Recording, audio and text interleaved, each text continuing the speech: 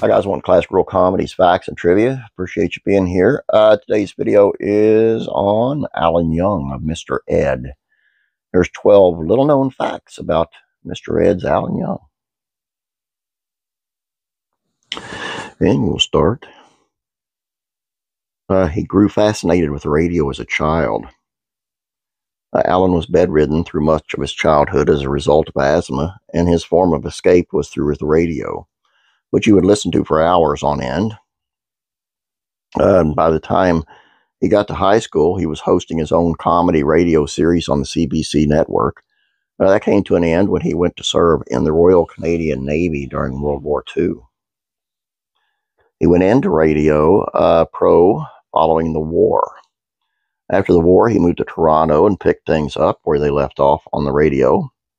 At the time, he was discovered by an American agent, and the next thing he knew, he was in New York, where he started appearing on American radio for the first time in 1944. Amazingly, he was given his own self-titled show, which he would host between 1944 and 1949. The Alan Young Show co-starred Jim Backus. One thing to be pointed out is that his radio show was a sitcom with co-stars Louise Erickson as his girlfriend, and Jim Backus as a snobbish and wealthy Hubert Updike III. A character very similar to his Mr. Hal on Gilligan's Island about 20 years later. His movie career began in the 40s. He made the shift from radio to the big screen in 1940s and 50s. His natural good-natured humor and charm played well with audiences. Some of his film roles included Margie, Chicken Every Sunday, and Mr. Belvedere. TV takes on the Alan Young Show. Like many radio shows at the time, the Alan Young Show was viewed as property that would work on television as well. And in 1950, it was brought to life on CBS. The difference here is that it was turned into a variety and comedy sketch show. What's odd is that the show took a hiatus in March of '52 and came back a little less than a year later in the same format. But during its last 2 weeks, it saw Alan take on a role of a bank teller in what was suddenly a regular situation comedy. He quit TV in 1955. Not liking the way the medium was changing, Alan decided to step away and move to England for a time, where he worked in television there. He summed up the decision up this way. I don't know exactly where it's going. Possibly the Spectaculars will take over. I don't want merely a 5-year contract, so I'm going to sit back and wait. Hello, he's Mr. Ed. But return to American television he did, starring in a 1961-66 series, Mr. Ed, in which he played Wilbur Post, who discovered that his horse, Mr. Ed, can talk, but will do so only with him. On the surface, it sounds like a silly premise, but the TV audience absolutely loved it. Alan's feelings about Mr. Ed gradually changed. He admitted to the Times of San Mateo that in the first year, Mr. Ed was just a horse to him. However, by year 2, gradually I grew fond of him. His stall is right out there next to my dressing room. Now I talk to him all the time. We become friends during the summer vacation. I miss him so much that I went to his trainer's home just to pay Mr. Ed a visit. Mr. Ed is a lovable critter. Off screen, he takes every chance to nuzzle me. Maybe the show is affecting me a little bit.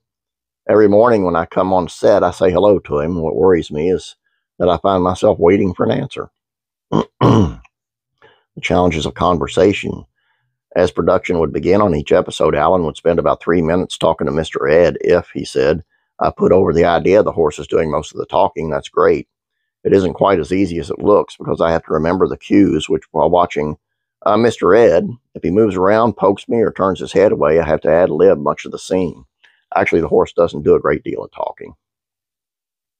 The show's cancellation caught him by surprise.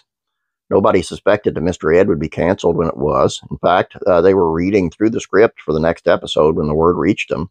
It was like a bombshell, Alan told the Archive of American Television, because we had a rating that was so high. But Jim Albee was out at CBS, and a new man took over with a broom, and he swept out a lot of different shows. He was trying to change the image of CBS, and we were all sacked. Voicing Scrooge McDuck. Although Alan kept busy with supporting movie roles and TV guest appearances, his next greatest claim to fame was voicing the character of Scrooge McDuck in the films Mickey's Christmas Carol, DuckTales the Movie, Treasure of the Lost Amp, and Mickey's Once Upon a Christmas, and on Disney's DuckTales from '87 to '90, and the Mickey Mouse TV series from 2015 to 2016. Some personal facts about Alan Young. He was married 3 times, to Mary Ann Grimes from 43 to 47, Virginia McCurdy from 48 to 95, and Mary Chipman from 96 to 97. The father of 4, the last part of his life was spent in a retirement community of the Motion Picture and Television Country House and Hospital, and he passed away on May 19, 2016, at the age of 96. Nice long life, and pretty full of good stuff too, I guess. I didn't know he was Scrooge McDuck until I found this stuff, and I didn't know that he had such a radio career before even hitting TV. He's had an amazing career. But that's all I got for you here, guys. I hope you enjoyed this. Please don't forget to subscribe, and please like this video. I would appreciate it very much. You guys have a great day. God bless you. I'm praying for you.